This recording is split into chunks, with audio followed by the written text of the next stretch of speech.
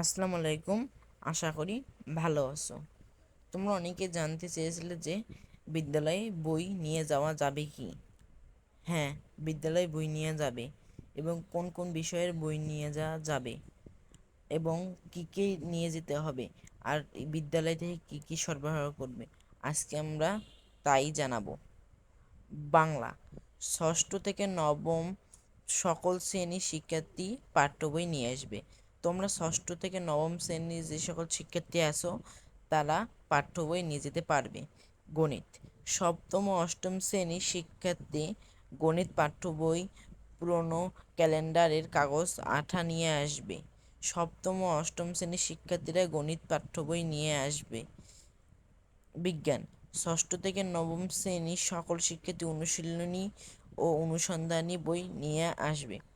ইতিহাস ও সামাজিক বিজ্ঞান ষষ্ঠ, অষ্টম ও নবম শ্রেণীর শিক্ষার্থী পাঠ্যপুস্তক নিয়ে আসবে।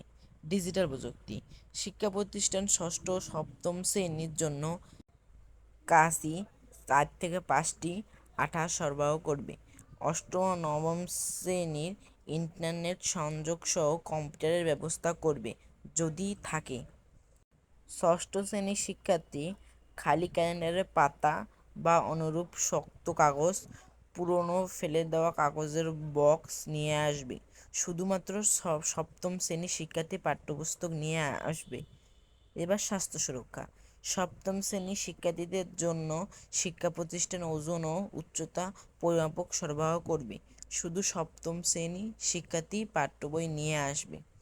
এবার ইসলাম ধর্ম সপ্তম শ্রেণীর শিক্ষার্থী পাঠ্যপুস্তক নিয়ে আসবে। অষ্টম ও নবম শ্রেণীর শিক্ষার্থী ক্যালেন্ডারে খালি কাগজ নিয়ে আসবে এবং প্রতিষ্ঠান 4 থেকে 5টি রং পেন্সিল বক্স সরবরাহ করবে।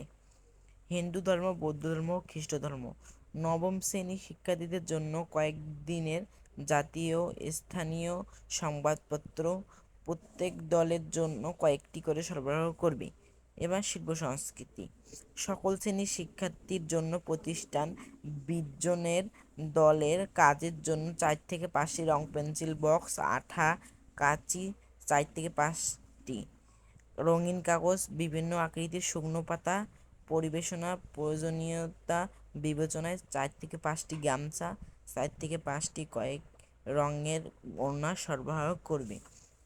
এই হলো আজকের ভিডিও। নতুন ভিডিও পেতে আমাদের চ্যানেলটি সাবস্ক্রাইব করে পাশে থাকা বেল বাটনটি অন করুন।